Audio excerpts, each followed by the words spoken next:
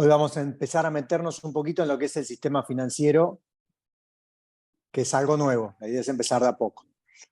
Entender lo que es el mercado. Cuando uno dice mercado, atrás hay un montón de organismos que están regulados, que tratan de cuidar al inversor. Ahora vamos a ver un poco cómo es eso, cómo es la operatoria para empezar a invertir, qué es un broker, una guía de apertura de cuenta. Y los primeros conceptos que uno tiene que tener en cuenta antes de empezar a invertir es entender cuál es su perfil del inversor, agresivo, conservador, moderado, cuál es su horizonte temporal. Si mi objetivo es una segunda jubilación, mi horizonte temporal es largo plazo. Si mi objetivo es irme de vacaciones a fin de año, va a ser de corto plazo. Y eso va a hacer que tomemos diferentes decisiones dentro de todo el abanico de alternativas que hay para invertir. Vamos a ver lo que es la aversión al riesgo, cómo nos comportamos a medida que un instrumento es más riesgoso, y vamos a hacer un repaso de los instrumentos financieros que hay, principales, que después en la próxima clase vamos a empezar a entrar en detalle en cada uno de estos. Primer punto, ¿qué es la bolsa de valores? ¿Alguno se le ocurre, sabe, o qué se le viene a la mente cuando dice la bolsa? ¿Quiere compartir algo o una idea? Sin miedo. Más fuerte, Uri. Oferta y demanda. Oferta y demanda, muy bien. Yo pensé que iban a decir algunos que es la típica, la bolsa, me hago millonario, me voy a salvar, y estamos muy lejos de eso, de la realidad. Y acá es la primera advertencia que les hago. Cada vez que ustedes ven gente que les vende cursos, que se va a hacer millonario con este sistema de trading, que te ponen grafiquitos, que te vas para arriba, es todo mentira. El único que se va a hacer millonario es el que te va a vender ese curso, pero la realidad está muy lejos de eso. La bolsa de valores, uno puede ver películas, algunas graciosas o cómicas, de cómo te puedes hacer millonario. No, se me viene a la cabeza la de el actor Lobo de Wall Street. Bueno, se hace millonario estafando gente. Uno puede estafar gente en cualquier ámbito. Mírenlo a Cositorto. Pero la bolsa de valores es un sistema regulado donde no se da muy común esto. Es muy difícil que alguien pueda estafar a alguien en la bolsa de valores porque está regulado y son mercados transparentes. Generalmente en mercados fuera del argentino, que son mercados más grandes, se conocen como mercados casi perfectos, porque la oferta y la demanda es tan grande que el mercado termina siendo transparente.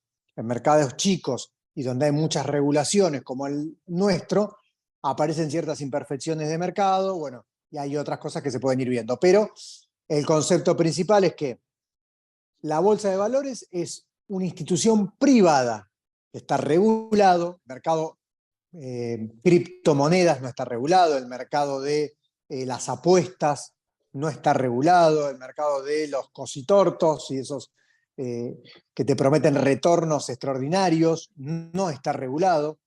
La bolsa de valores es una institución privada, que es donde, como bien hablaban de la oferta y la demanda, lo que permite es la negociación del intercambio entre las empresas que necesitan financiamiento y las personas físicas o jurídicas que tienen un excedente de pesos y quieren financiar esos proyectos. Ahora vamos a ir viendo, porque cuando uno compra una acción en la bolsa, lo que está comprando en realidad está financiando una empresa. O cuando compra una obligación negociable, que es un bono corporativo, también está financiando una empresa. O cuando compra un bono público, está financiando al Estado.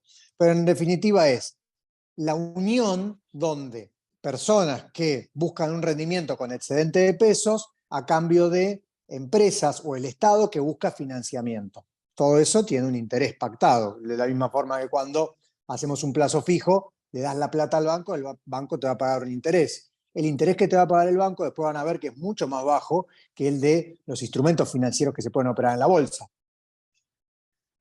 Entonces, el primer punto es este. Como bien hablaban, oferta y demanda es el punto donde se encuentran la oferta y demanda de dinero. Como bien decimos, está regulado como por la Comisión Nacional de Valores. Entonces, ustedes van a ver que las empresas, pymes, que son las emisoras de títulos de deuda o de acciones, que las acciones lo que te hacen es que están vendiendo un pedacito de tu empresa, mínimo, pero vos vas a ser accionista de Cresud, por ejemplo. Y si Cresud mañana reparte dividendos, a vos te va a dar en ese 0,0001 de patrimonio neto que tenés de Cresud, cuando reparten dividendos te va a tocar. Esas empresas que buscan financiamiento buscan a través de la Comisión Nacional de Valores, ellos hacen una oferta pública de sus acciones o de sus títulos de deuda, ahora después vamos a ver dando. La Comisión Nacional de Valores es el que regula y a través de los agentes intermediarios, que ahí entran en juego las ALICs, que serían los brokers, lo que hacen es el intermediario entre la plata del inversor, lo que necesita la empresa y la ALIC o el broker, Invertir Online, Bull Market, Balance, lo que hacen es el nexo entre el inversor, le llevan propuestas al inversor, ya sea comprar estas acciones, comprar estos títulos de deuda, estos bonos corporativos del Estado, a cambio de este interés. Y es el nexo entre el inversor, que serían ustedes, y las empresas y el Estado que buscan financiamiento. El broker lo único que hace es intermediario y a cambio de eso lleva una comisión, que es muy chiquita, una comisión por compraventa, como cualquier intermediario. Pero los activos que ustedes compran están custodiados en la caja de valores, que eso la Comisión Nacional de Valores, la CNV, a través de la caja de valores, es una institución privada donde hace la custodia. Sus títulos están en custodia en la caja de valores. Si mañana el broker, el intermediario, quiebra, ustedes no se van a ver afectados porque el broker nunca tuvo sus títulos. Cuando uno compra acciones, en realidad esas acciones están en la caja de valores. Ustedes el procedimiento es este, ustedes abren una cuenta de inversión en un broker que les permite operar en el mercado financiero. Vamos a Invertir Online, Bull Market, Balance, InView, pongámosle Balance, que por ahí es la más conocida a nivel nacional y la más grande.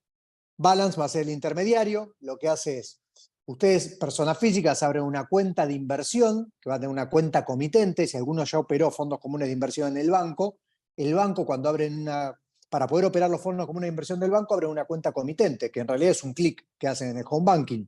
Esa cuenta comitente está en la caja de valores. ¿Por qué? Porque estás operando un instrumento financiero, no bancario como el plazo fijo.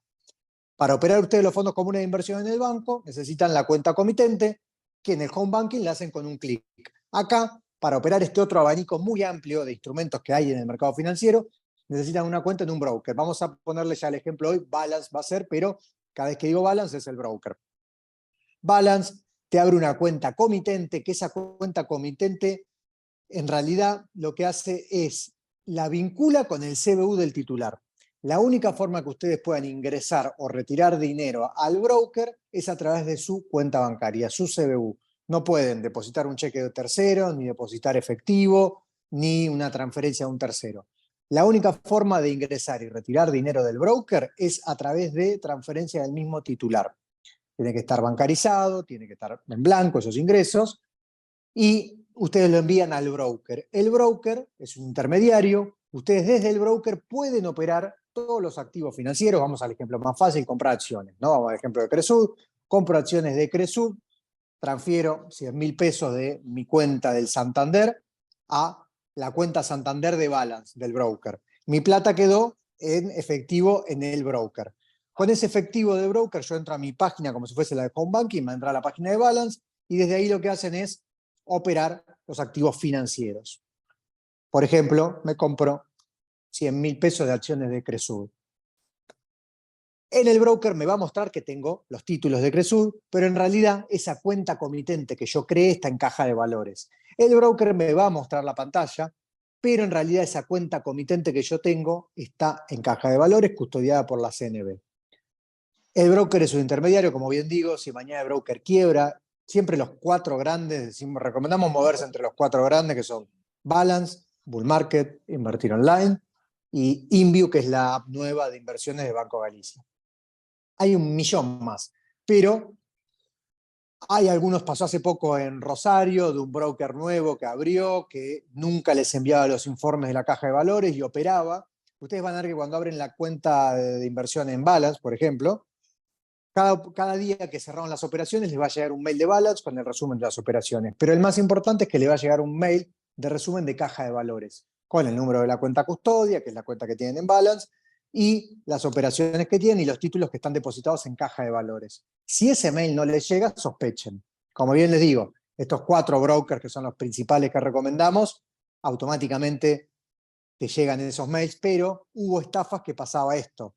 Llegaba al final del día, operabas, el broker te mostraba, pero en realidad el broker nunca te ejecutó esos títulos, porque te usó la plata para otra cosa y te mostró por la pantalla que habías comprado acciones de Cresud, pero en realidad no las tenías. Si vos ibas a tu cuenta de caja de valores, jamás las ibas a encontrar. Por eso siempre moverse entre estos 4 principales. Cuando crean la cuenta comitente del broker, es una cuenta comitente de caja de valores, automáticamente les va a llegar un mail y usuario de caja de valores que pueden entrar y chequear. Ni entren porque no tiene sentido. Si les llega el mail, saben que está registrado. Siempre moviéndose en estos 4 brokers que son los principales.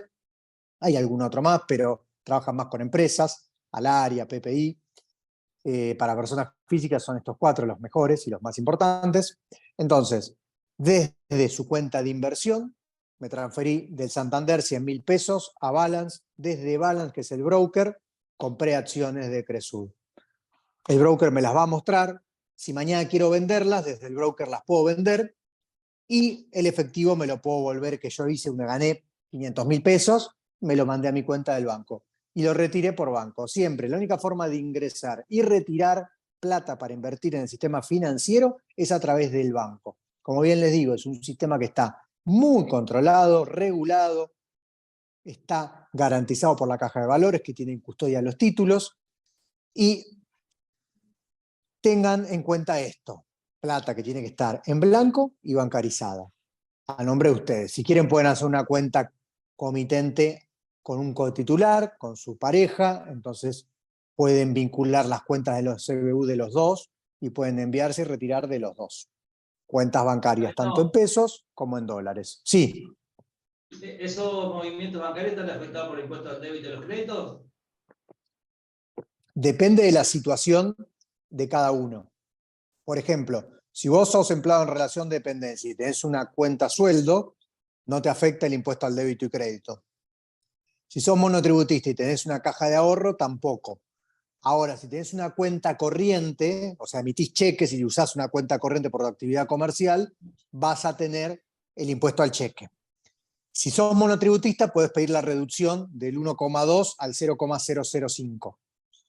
Ese impuesto al cheque es deducible el 100% de impuesto a las ganancias. En realidad no es un gasto, sino que es un crédito que después lo deducís de ganancias. Pero siempre va a depender de la situación impositiva de cada uno y el tipo de cuenta bancaria que tenga uno abierta. Cuenta sueldo no tiene impuesto al cheque, caja de ahorro tampoco, sí las cuentas corrientes. Entonces, después va a haber que también, como vos dijiste acá, el tema del impuesto al cheque, puede ser que tengas retenciones de ingresos brutos. Hoy los monotributistas no tienen retenciones. Los que tienen certificado PYME, responsables inscriptos, tampoco tienen retenciones. Los que tienen cuenta sueldo en relación a dependencia tampoco tienen retenciones. Hace un año, antes de que salga el régimen simplificado de ingresos brutos, respirabas y te retenía, Arba. Era prácticamente una locura. Había muchos profesionales que, por ejemplo, los médicos, les retenía la obra social, les retenía la agremiación médica cuando les pagaba y les retenía el banco cuando le depositaban. Tenía una triple retención.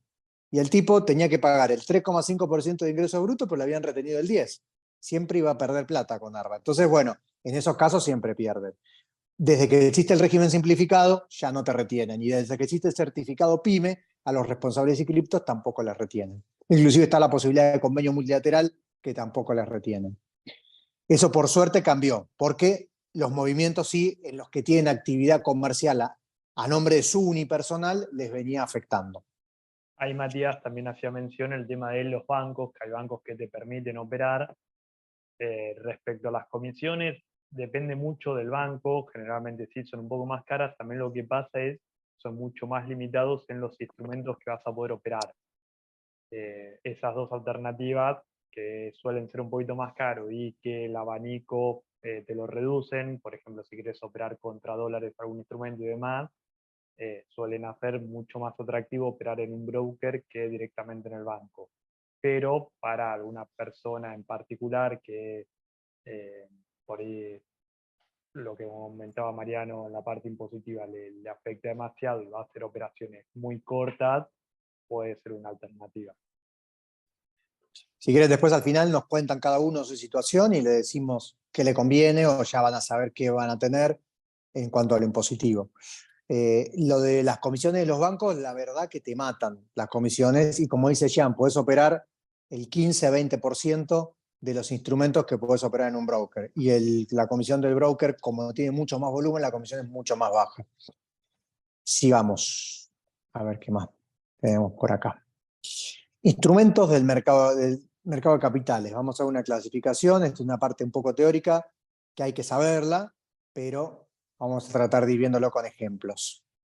El gran River Boca en las inversiones es instrumentos de renta fija y de renta variable, ¿no? Son dos mundos opuestos.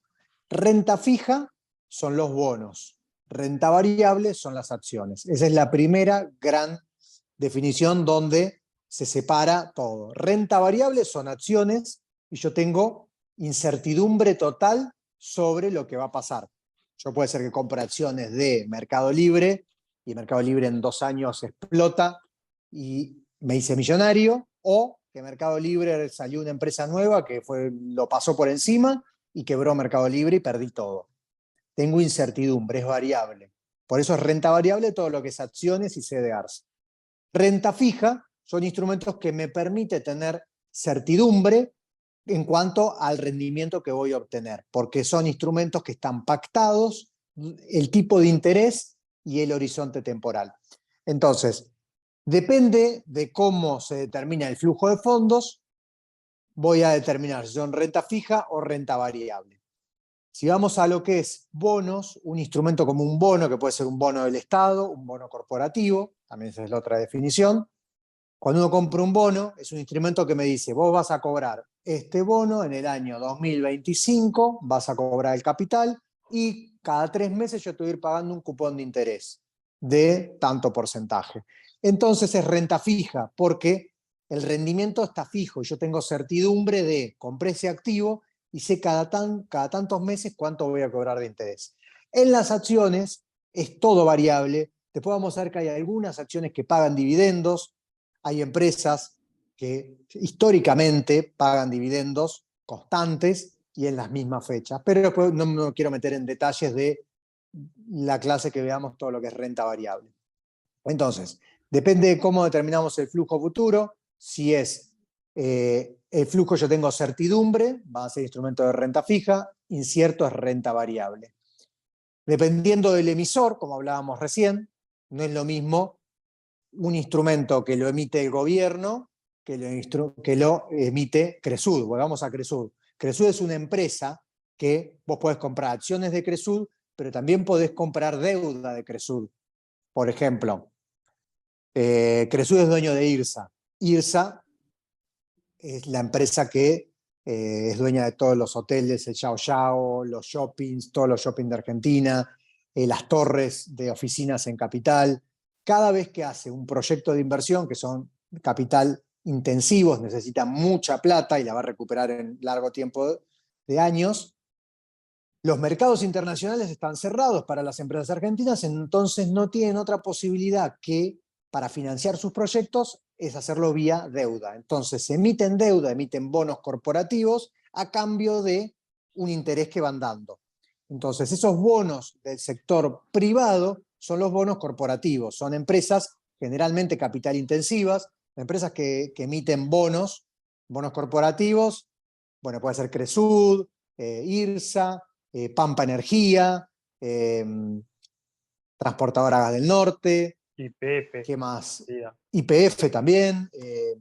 Son empresas que para financiar proyectos, por ejemplo en Vaca Muerta, Vista Oil and Gas, que es la empresa de Galucho, el que era gerente anterior de YPF, que ahora armó su empresa que es un monstruo, Vista, Tecpetrol, Pan American, tienen que invertir mucha plata para Vaca Muerta, que la van a recuperar dentro de 10 años. Esa plata, la única forma que tienen es emitir deuda. Esos son bonos corporativos del sector privado, que no tienen nada que ver con la deuda en default del sector público, que viene constante. Los que ya conocen, Plan Bonnets, Corralito, renegociación de la deuda de default que renegoció Guzmán, todo eso es sector público. Entonces, dependiendo de quién es el emisor, los instrumentos de deuda pueden ser sector privado y sector público, y son dos mundos totalmente diferentes. Lo mismo que renta fija, renta variable, dentro del emisor también. ¿Por qué? Porque el sector privado hay empresas que jamás en su historia defaultearon. Estas que estamos nombrando, ¿no? Siempre los bonos corporativos, uno puede no todas las empresas emiten obligaciones negociables, pero supongamos que hay un abanico de 30 a 40 empresas a nivel nacional que emiten, de las cuales hay 10 que sabemos que tienen alta calidad crediticia y nunca defaultearon. Son estas que estábamos hablando recién con Jean, alguna otra más, Telecom, algún que otro banco, pero no mucho más. Son 10 empresas que tienen 3, 4 obligaciones negociables y son oportunidades para el inversor porque rinden hoy un 10% anual en dólares, más o menos, poco más, un poco menos, y no pagan impuestos a las ganancias. Si lo comparamos con una inversión tradicional como tener un inmueble que te rinde el 2% con suerte y tenés que pagar impuestos, alquiler, comisión de la inmobiliaria, el riesgo que te quedó deshabitado, que te lo rompan, la depreciación que tiene el inmueble. Estos bonos corporativos del sector privado, de empresas que nunca defaultearon, hoy están rindiendo por la situación económica actual y el gobierno que está tan cerrado al mundo, están rindiendo cerca de entre un 8 y un 10% anual en dólares. Es una oportunidad. Después lo vamos a ir viendo en detalle. Entonces, depende del emisor, bonos corporativos es del sector privado y los bonos soberanos del sector público. Y dentro de eso pueden ser la deuda pública nacional, que siempre defaulteamos, y la deuda subsoberana, que es de las provincias, que va de la mano. Una vez que defaultea nación, defaultean todas las provincias. Es más riesgosa todavía que la deuda nacional. Si lo analizamos estos instrumentos por el plazo de vencimiento, que lo van a ir viendo como que es maturity o duration modificada, maturity, la madurez, el plazo del vencimiento, puede ser corto plazo, mediano plazo, largo plazo. Y acá, lamentablemente, por el país que vivimos, tenemos que volver a separar la definición en dos. En el mundo entero, si uno mira las inversiones en Estados Unidos, el corto plazo es 1 año, el mediano plazo es 3, 5 años, y el largo plazo son más de 10 años. En Argentina, más de 10 años estamos todos muertos. Entonces, esa definición la tenemos que achicar.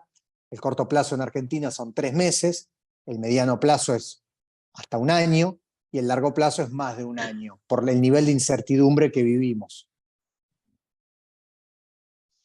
Entonces, resumiendo un poco, renta fija, renta variable, hablábamos, ¿no? El primer River Boca, ustedes tienen que entender esto cuando hablamos al principio, cuál es el perfil del inversor, el riesgo que ustedes quieren asumir, y bueno, el riesgo es que si yo compro un instrumento de renta variable, una acción, puede ser que explote, como Mercado Libre que compró hace 3 años, o Vista, que hablábamos justo de Vista, la empresa petrolera de Galucho, o que desaparezca esa empresa. Un instrumento de renta fija, no, es más conservador, es un instrumento quizá más para mediano plazo, porque generalmente las obligaciones negociables rinden 3, 4 años, tienen un plazo de vencimiento de 3, 4 años.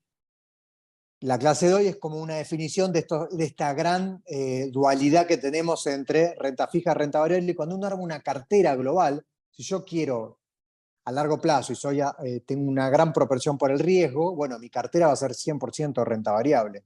Después vamos a ver qué, acciones locales o acciones extranjeras, que son los CDRs. Si yo soy más conservador, 100% voy a hacer renta fija, aprovechando hoy los rendimientos de las obligaciones negociables o bonos corporativos. Siempre que decimos ON, obligación negociable, es bono corporativo. Principales instrumentos financieros operados, y acá vamos a ver un cuadrito que sirve como para desmitificar un poco lo que hablábamos al principio, ¿no? Que uno cree que yo me voy a hacer millonario comprando y vendiendo acciones. Y no, no es así. Este cuadro que está acá está separado, por ejemplo, esto fue la semana pasada, lo que se operó en el Merval. El Merval es el mercado argentino, la bolsa argentina, el mercado financiero argentino. Y fíjense que acá está separado en renta variable, 7.000 millones, separado en acciones y CDRs. CDRs son las acciones del exterior, que se pueden operar en pesos desde Argentina. Después lo vamos a ver. Fíjense que se operó muchísimo más CDRs que acciones, o sea, los que compran acciones, compran acciones de afuera, ni quieren saber acciones argentinas por el riesgo que implican las acciones argentinas. Acciones de afuera pueden ser Coca-Cola, McDonald's, General Electric, Ford, Apple, Amazon, Google, Facebook, todas empresas que pueden comprar vía CDR. Pero bueno, miren este volumen operado en renta variable y ahora miren acá abajo en renta fija. Tenemos 7.000 millones contra 299.000 millones operados en renta fija. Y ahí va lo primero, ¿no? Uno cree que se va a hacer millonario en la bolsa comprando y vendiendo acciones, pero el volumen pasa por la renta fija. Y cuando entiendan todos los instrumentos de renta fija que hay, van a ver que estamos muy lejos de esto. Y cuando vean todos los youtubers o los chantas que te venden cursos de análisis técnico y de hacerte millonario en la bolsa y comprar y vender acciones, en la práctica estamos lejísimos, no se opera acciones, es muy poco, pero sí renta fija. Después van a ver acá esta definición que dice PPT y acá abajo CENEVI. PPT es precio, prioridad, tiempo. Ustedes cuando operan emiten una orden vía broker y la orden se va a ir ejecutando por orden de precio, el precio más alto primero se va a ejecutar, prioridad tiempo, que es el que la cargó primero. Si yo emito una orden de comprar acciones de Cresuda a 50 pesos y Xian la tiró a 49, se va a ejecutar primero la de Xian porque puso un valor más bajo. Si quiere vender, ¿no? Si querés vender va a ser el más bajo y si quiero comprar va a ser el más alto. Supongamos que estamos vendiendo, Xian lo va a vender primero porque tiró a 49 y yo tiré 50. Si los dos tiramos 50, se va a ejecutar primero la que tiró Xian. Eso es PPT, precio, prioridad, tiempo. Todo lo que se opera por el broker se opera en PPT y fíjense que acá está separado en títulos públicos y obligaciones negociables. Títulos públicos es la deuda pública y obligaciones negociables son los bonos corporativos. Y después CENEVI, ese sistema de negociación bilateral, son las operaciones grandes, los que mueven el mercado, fíjense el volumen operado, operan vía CENEVI. Estos son los inversores institucionales, compañías de seguro, bancos, fondos comunes de inversión. No operan vía broker. Ellos mismos levantan el teléfono y dicen, che, ¿querés que te pase 300 millones de esta acción, de este título? Sí, te lo paso. Arreglan vía mesa de operaciones. Eso es el CENEVI, sistema de negociación bilateral. Nosotros, los normales, no vamos a poder operar vía PPT. Para operar vía CENEVI son operaciones de arriba de $20, quizá alguno por su actividad comercial no se tenga que comprar dólar MEP o hacer una operación de $20.000, bueno, nos avisa, vía CENEVI, a veces se consiguen mejores precios, se opera vía mesa y es un volumen mucho más alto. Es el lugar donde operan los grandes institucionales. El 99% de los mortales vamos al PPT operando vía broker. Ojo, vía CENEVI también se opera vía broker, pero es levantando el teléfono y llamando a la mesa de operaciones, que la mesa de operaciones trabaja con los institucionales. Entonces, esto es para ver un poco, ¿no? Miren lo que se opera, el volumen operado de acciones y el volumen operado de renta fija. Seguramente la mayoría se pensaba que la bolsa era todo acciones, y acá se dan cuenta que no, que acciones es una partecita muy chiquitita y que se opera muy poco acciones en el mercado.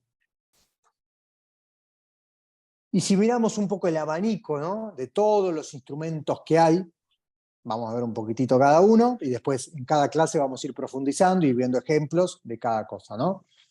FCI son los fondos comunes de inversión, que es lo que ustedes ya pueden operar seguramente vía los bancos. Dentro de los fondos comunes de inversión hay también un abanico gigante de alternativas, de fondos de liquidez inmediata, tema 0, hasta fondos de liquidez en 3 días, a 72 horas, un tema 3. Cauciones, que las cauciones es como el plazo fijo, pero a un día. Ustedes pueden tener una tasa similar a la del plazo fijo, pero sin inmovilizar el capital 30 días. Eso es una caución. Después lo vamos a ir viendo con ejemplos.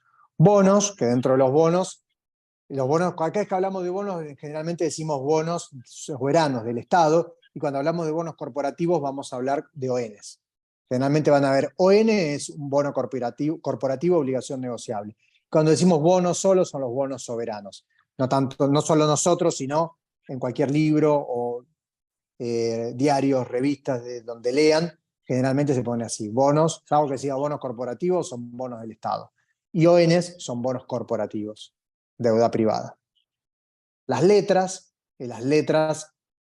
son instrumentos financieros del Estado, pero de cortísimo plazo. Corto plazo son 2-3 meses.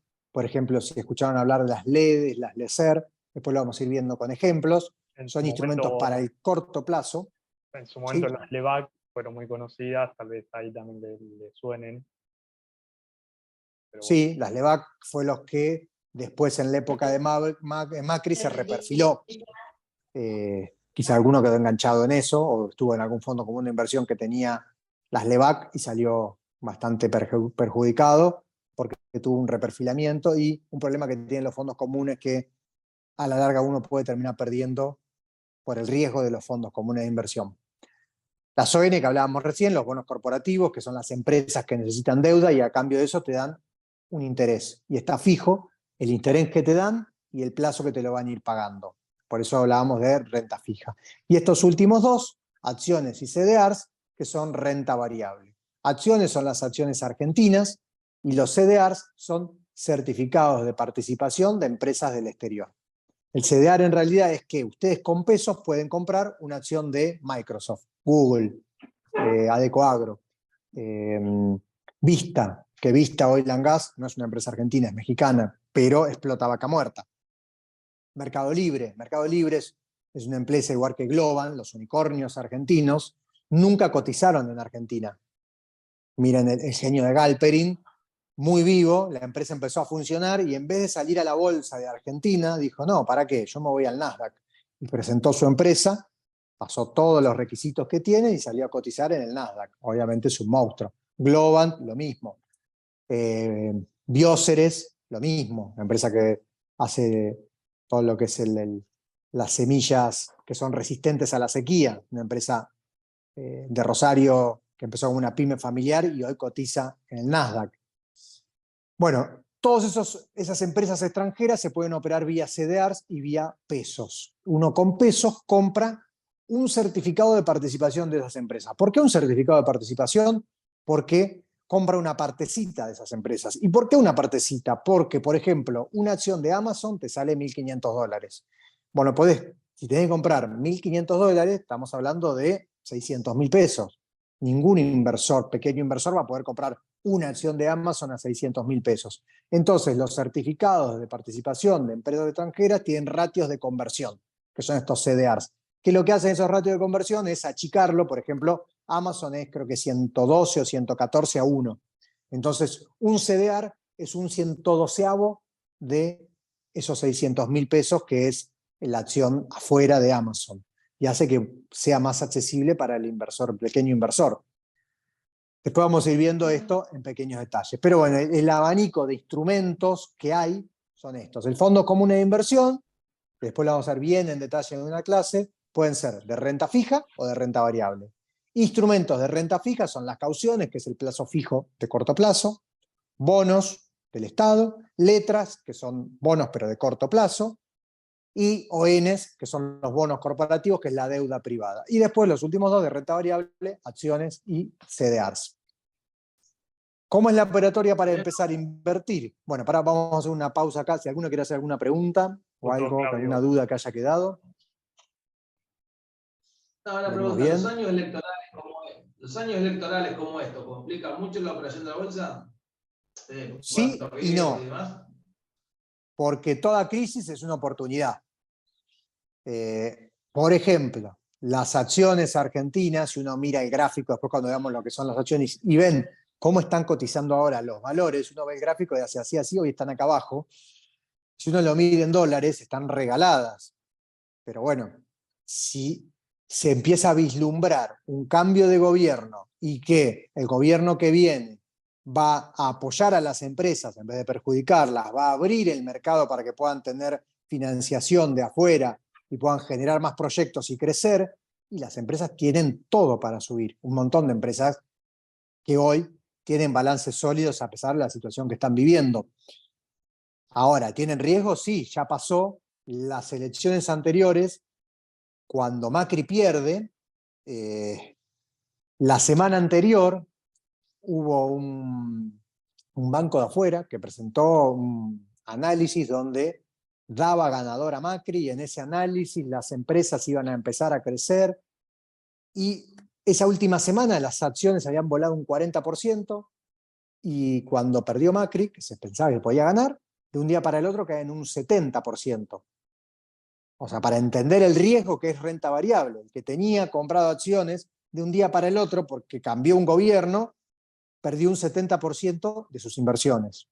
Y hoy, esas acciones hoy están cotizando casi un 60-70% abajo en dólares de las elecciones anteriores.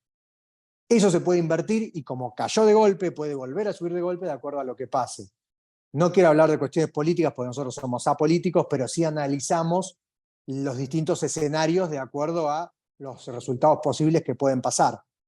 Hoy en día, octubre está lejísimo, no hay oposición, no hay pasos, no hay candidatos firmes, no hay plataformas firmes, proyectos, está cada vez más polarizado, con lo cual esa idea de que si viene un gobierno más amigable para las empresas y esto empieza a despegar lo que es renta variable, todavía son suposiciones, estamos lejos, pero sí, es un año de mucha volatilidad y el que tiene un perfil de riesgo más conservador, ojo con meterte en acciones o CDRs, quédate en instrumentos de renta fija, que vos sabés que de acá a fin de año vas a ganar un 8% en dólares y vas a dormir tranquilo. No asumas más riesgo del que tu estómago se puede bancar.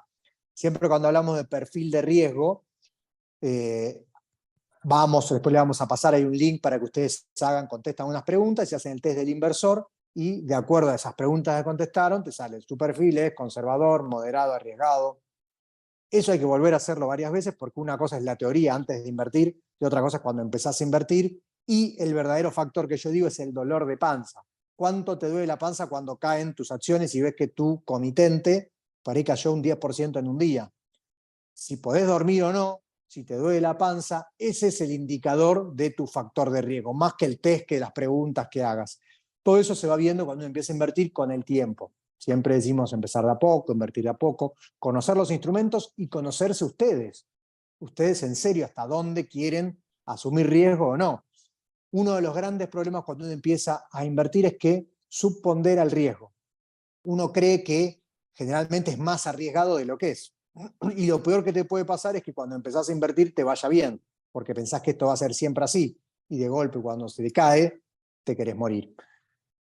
Pero bueno, ¿alguna otra pregunta de lo que vimos? ¿O consulta? No, también usarlo, pensar en un poco lo que mencionaba Claudio de la parte electoral, también pensar a la bolsa como cobertura, o sea, no como buscar asumir riesgos o especular con algún resultado, sino el cubrirse ante lo que pueda llegar a pasar. Si uno, no sé, vende a dólar oficial, bueno, hay instrumentos que te pueden cubrir del dólar oficial. Si uno le tiene miedo a la inflación, hay otro instrumento que te puede cubrir ante la inflación. Si uno quiere estar atado a tasa fija y ganarla al plazo fijo, hay instrumentos para eso. Entonces, pensarlo, o sea, desde un lado está el especulador y desde el otro lado el que busca una cierta cobertura para su situación particular. Sí, eso es bueno marcarlo porque muchas veces se cree que la bolsa es especulación pura. Y justamente, más en Argentina, es todo lo contrario, es cobertura. Cuando veíamos acá los CDRs son acciones del exterior, sí, pero uno puede comprar acciones del exterior de bajo beta, que son las más estables, simplemente para tener cobertura con el dólar cable. Después cuando veamos, ayer que hablaba, la clase pasada que hablábamos de distintos tipos de dólar, el dólar cable, que es el más alto, es el que cotizan los CDRs. Entonces, uno con comprar eso ya está cubierto del dólar cable, o comprar un bono corporativo en dólares, que lo puede comprar en pesos, y uno ya tiene cobertura de dólar y a su vez genera un interés en dólares. En realidad no está especulando, sino simplemente quiere cobertura del tipo de cambio. O como dice Jean, alguno que le quiere ganar el plazo fijo, y bueno, vas a tener las cauciones, vas a tener las LEDs que le vas a ganar al plazo fijo y tener liquidez inmediata. Vas a tener cobertura. Si querés ganarle a la inflación, tenés instrumentos que ajustan por SER, que es el índice de la inflación, y vos lo que vas a tener es cobertura contra la inflación, cobertura contra el dólar, más que especular.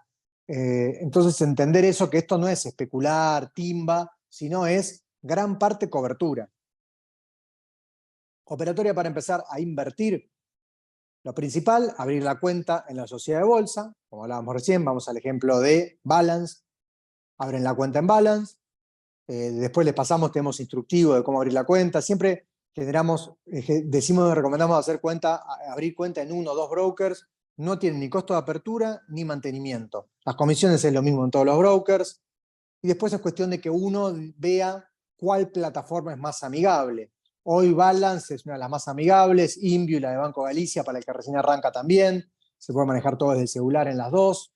Siempre recomendamos eso, ábranse cuenta en las dos, pruébenlas y quédense con la que más les gusta. es cuestión ya más de gusto personal de la plataforma, porque las dos operan todos los tipos de instrumentos que hay. Después le pasamos los instructivos para abrir cuenta, porque también la idea es que ustedes puedan tener una cuenta abierta para practicar, aunque sea con 100 pesos, pero practicar. Vinculan de la cuenta comitente a la cuenta bancaria, desde ahí se transfieren pesos, envían una orden de compra, el comprador, el agente de bolsa, que es el broker, hace intermediario, y se realiza junto al comprador y el vendedor, el broker, y se hace la operación. Y esa operación, esos títulos vuelven a caja de valores, como hablábamos recién, queda en custodia los valores y lleva un registro tanto de los accionistas como de los títulos de deuda, de los bonos. Todo está acá custodiado en caja de valores. Mariano, Sí, te pregunto siempre yo para No, una consulta. Una persona que nunca operó en bolsa, mañana abre una cuenta y empieza a operar, por supuesto con plata en blanco. La consulta es, ¿eso puede llamar la atención de AFIP? ¿Hay algún tipo de control sobre eso? A partir de ahí te puedes decir, a ver, este tipo sigue está operando con plata en blanco y puede mirar para atrás alguna cosa o no necesariamente? no, porque AFIP ya tiene el dato del banco. AFIP mía y tiene toda la información del banco. Del sistema financiero AFIP no tiene nada. Tiene de lo que es banco. Pero como vos estás enviando al sistema financiero, al broker, plata que ya está en el banco, AFIP lo que sabe es que vos tenés 100.000 pesos en el banco. Vos te lo enviaste al broker y después ganaste 50.000 y volviste a enviar 150.000. Hoy todas las inversiones financieras, casi todas, después vamos a ver, no pagan impuesto a las ganancias y casi todas tampoco pagan bienes personales. AFIP no tiene incidencia en esto y como a donde apunta AFIP es al punto de entrada que es a la bancarización de la plata, AFIP tiene los datos del banco. Ya está, ya lo tiene AFIP eso. Es cuestión de que vos, si ya lo tenés en el banco y ya lo tenés en blanco, o no sé, si ya lo facturaste, por más que no lo tengas en blanco, pero vos sos monotributista y venís facturando eso, por más que lo cobraste en efectivo, y AFIP ya sabe que facturaste tanta plata, o que por recibo del sueldo cobraste tanto. Ya está. Es toda información que ya tiene. Y todo lo que vos envías al mercado financiero está fuera del radar de AFIP. Pero cuando vos lo traes vía banco, pasa por banco. No es algo que le importa a AFIP. El broker hasta 800.000 pesos no informa y no va a pedir información de justificación de fondos. Más de 800.000 pesos el broker te va a pedir, dame recibo de sueldo, o a ver qué facturaste, declaración jurada de ganancias. Es más, la obligación del broker de pedirte información por la UIF, la Unidad de Información Financiera, pero cuando tenés que invertir más de 800.000 pesos. Pero tanto el banco para meter la plata, AFIP y el broker, es toda plata que ya está en el circuito. Pero AFIP no te va a investigar por esto. Perdón, y agrego, y que en realidad, o sea, tampoco es los 800 como un punto de quiebre, sino es que, o sea, si vos fuiste sumando todos los meses de a poco, o sea, ahí la idea es siempre, la sociedad de bolsa tiene un legajo del cliente y en base al perfil del inversor y todo va a tener que ir actualizándolo. En algún momento va a pedir información de el origen de fondo del dinero que se usa. Y ahí es donde se necesita recibo de sueldo y más. Por ahí hay cuentas que tienen 5 millones de pesos y no se lo pidieron porque fueron sumando todos los meses 50, 60.000 pesos y llegaron a este monto y después vuelven y dicen, mira, a ver, presentamos los últimos 3 recibos de sueldo, existe algo para justificar y se sabe que, no sé, por ahí si tuviste 5 años para hallar ese monto, todos los meses ahorraste 50.000 pesos, pudiste. Ahora, si hoy venís, ingresaste hoy 5 millones, y eso ya es un poco más raro, y ahí sí, pues, seguramente van a pedir algo, bueno, a ver si estaba declarado en bienes personales, si, no sé, hubo alguna venta de algún bien, o por ahí estaba en algún plazo fijo, pero con algo se tiene que cubrir, es meramente eso. No es que le informa a la FIP, sino es para cobertura de ellos, para alguna futura inspección o actualización del legajo. ¿La Sí, certificación contable sirve o no? También sirve. Es como decía Jan, en realidad ya está, la información ya la tiene AFIP. Todo lo que vos puedas ingresar, sí o sí tiene que estar justificado y blanqueado. Entonces todo eso ya AFIP lo tiene. Y no es que vos pasás por un radar de AFIP para ingresarlo acá. Y también es bueno entender que hoy en día esto, los últimos años, 2, 3 años, creció tanto la cantidad de cuentas que es muy común. Hoy en día la mayoría de la gente que tiene ahorros está tratando de buscar la forma de no perder contra la inflación, cubrirse con el dólar, y la única alternativa es abrir una sociedad de bolsa y operar estos instrumentos. Si uno se queda en el plazo fijo va a seguir perdiendo plata, y después vamos a ver fondos comunes de inversión y más los de los bancos, que también no es lo más rentable.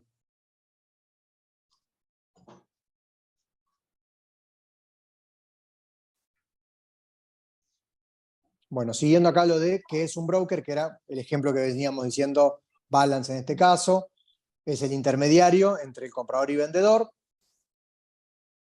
Como hablábamos recién, primeros pasos, abrir una cuenta en un broker. La recomendación nuestra es Balance, pero si quieren probar alguna otra de los 4 que les dijimos, que son excelentes, Invertir Online, Bull Market o InView, generan un usuario y clave. La cuenta del broker la pueden abrir desde el celular. Hoy en día, antes había que hacer un papelerío, firma certificada por escribano. La pandemia agilizó todo esto, y hoy con una selfie y una foto al DNI hace de que se abran la cuenta en 5 minutos.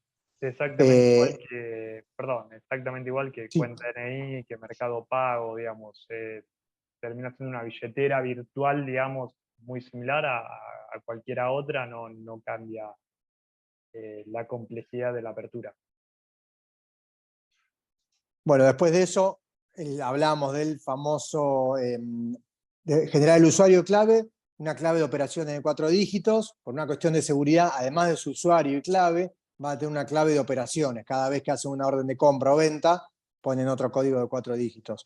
Vinculan el CBU con su cuenta de inversión, que automáticamente solamente les va a dejar cargar CBUs que estén registrados a su nombre, y desde ahí pueden transferir desde su cuenta bancaria a la cuenta de Balance. Vamos a decir Balance, pero puede ser cualquier otro de los brokers. Acá lo ideal sería, como la tarea de la clase pasada fue anotar los gastos hormiga, ver por dónde se puede achicar esos gastos para generar más ahorro, y ese ahorro destinarlo más a inversiones, y ahorro que puede ser de cortísimo plazo, como 15 días, lo que decíamos, bueno, cobré el día 1 y el día 10 pago el alquiler, usar esos 10 días la plata, o la plata de la tarjeta que la pago el mes que viene, bueno, tengo todo el sueldo para usarlo un mes, bueno, pueden hacerlo. La idea hoy es que de acá, después ya les pasan los links con los instructivos, pero abren una cuenta en un broker, no tiene costo de apertura ni mantenimiento, se abre rapidísimo, generan usuario, clave de operaciones, vinculan el CBU y se transfieren aunque sea 1.000 pesos para empezar a probar los instrumentos que hay, que después vamos a ir viendo. Eso es un poquitito la idea de hoy. Esta es, por ejemplo, la pantalla de Balance. Cuando entran, van a ver, está la posibilidad de ver todos los movimientos de la cuenta, la evolución, operar, ver las cotizaciones. Watchlist es que se pueden anotar acá todas las acciones que ustedes van siguiendo. Esta cuenta justo acá está en 0. Fíjense, ¿no? Es viejo esto porque Sí. ojalá el dólar 80. Acá van a ver el valor del dólar MEP, hoy 430 pesos.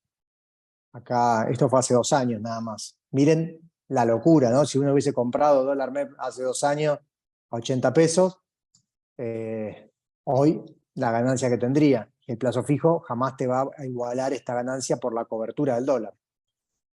Bueno, esto es un poco la pantalla que van a ver inicial, donde van a ver cuánto tienen en pesos, cuánto tienen en dólares, los instrumentos que tienen y las órdenes que emitieron. Después lo vamos a ir viendo con distintos ejemplos, y la idea es que ustedes puedan entender esta pantalla y empezar a operar un poco estos instrumentos.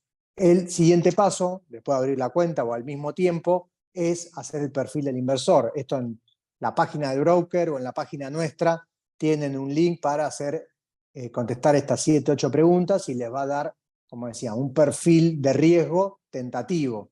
El verdadero lo van a ver a medida que empiecen a operar y entender los instrumentos y el riesgo de cada instrumento, porque uno por ahí dice, uy, sí, bueno, yo compro un poco de acciones, pero en realidad cuando las acciones se ven a pique, se dan cuenta que no es el instrumento para ustedes.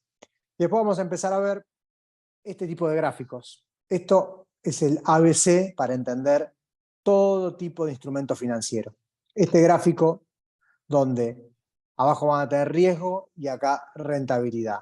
A mayor riesgo, yo te voy a exigir más rentabilidad.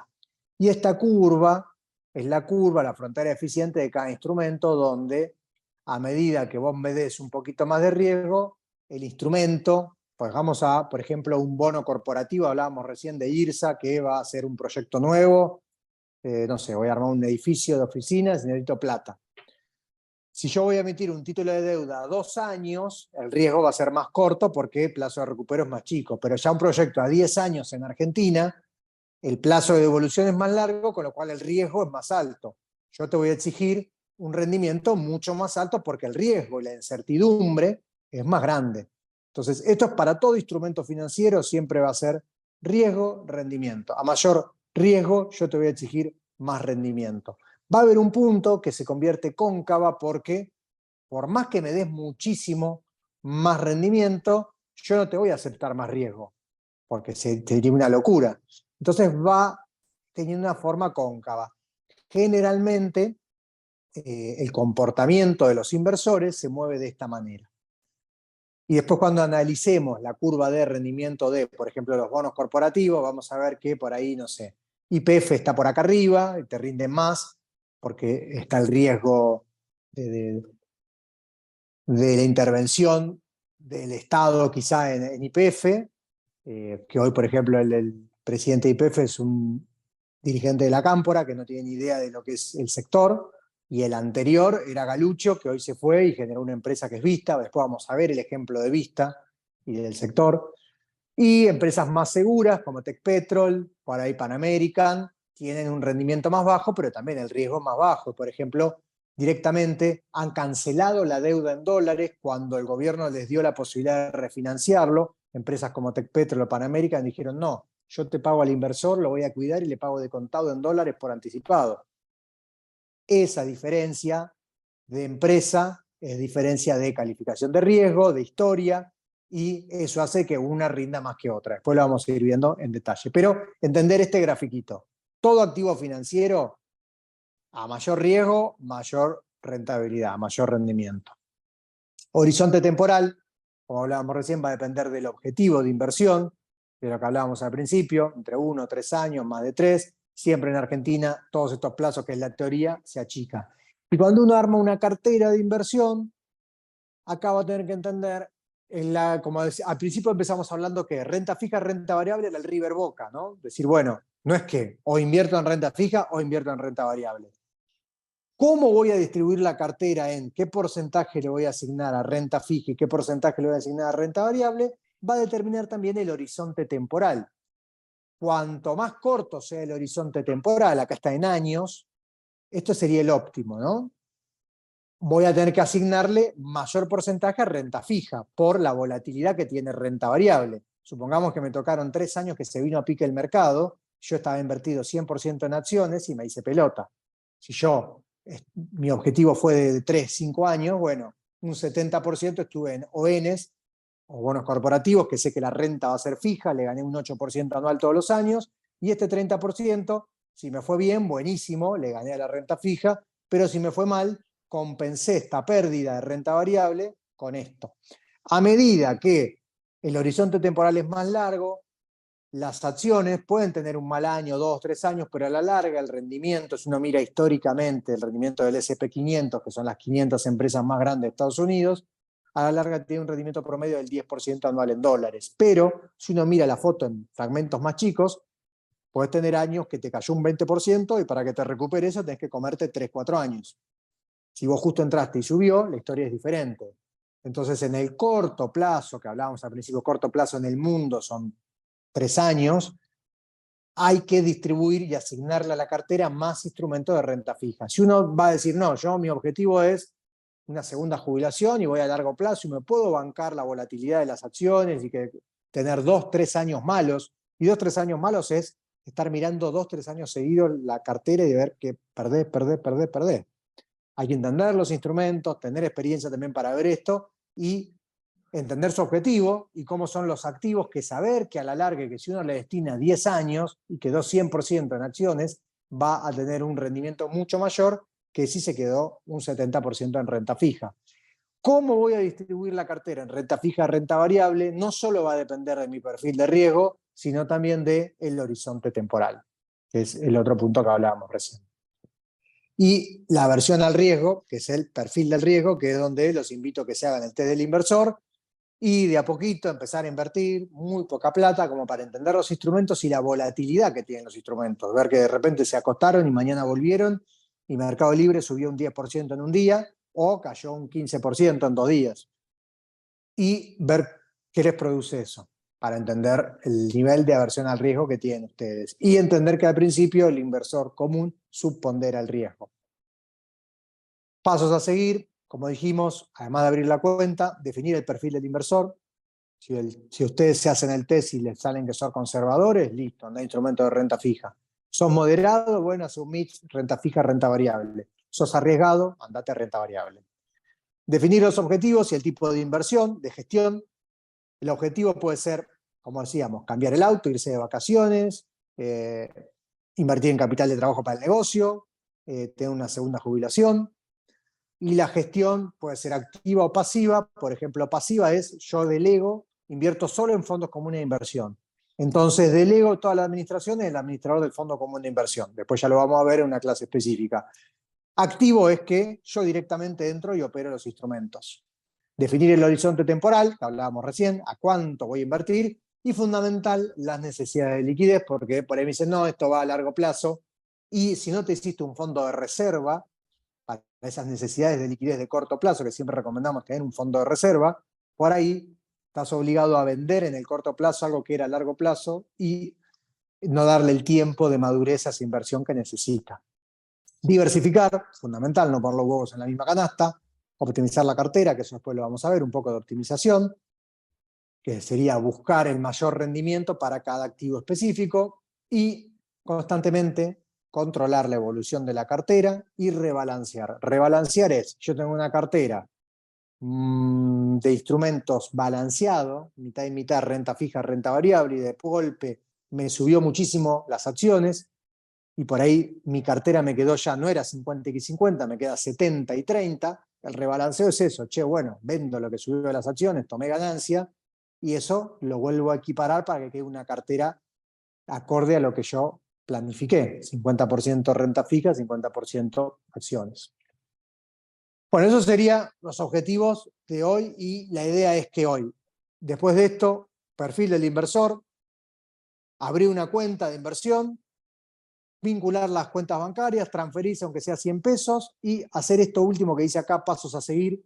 Definan ustedes cuál es su perfil de inversión que les dio, definir objetivos concretos, tráiganlo, bájenlos a papel y charlémoslo. Estaría bueno que charlemos un poco más, por ahí los primeros 10 minutos que sean charla o los últimos 10, donde me digan, che, bueno, mi objetivo es cambiar el auto. ¿Qué me recomendás? Bueno, entonces tu objetivo es de corto plazo, el auto lo vas a cambiar ¿en qué? ¿En pesos o en dólares? Bueno, de acuerdo a eso, establecer qué moneda y qué instrumento y qué riesgo querés asumir. O mi objetivo es segunda jubilación, bueno, ahí ya entra otra historia. Hagan este ejercicio, definan objetivos, pueden ser objetivos múltiples. Uno puede tener una cartera de inversión, que yo lo digo, es lógico que tengan un objetivo de corto plazo, que es decir, bueno, el 20% va para las vacaciones, el 30% va para el fondo de reserva, seguro, y el otro 50% para cambiar el auto o para una segunda jubilación. Pueden convivir diferentes objetivos en una cartera. Y definan el horizonte temporal, fondo de reserva, necesidades de liquidez, esos 3 puntos. Y con esos 3 puntos, bájenlo a papel, como yo les digo, todo hay que bajarlo a papel. Y del primer paso del otro día, que fue a ver cuánto pueden achicar los gastos para ver cuánto ahorran, bueno, eso que les quedó, hoy definir cuánto pueden invertir y en este orden.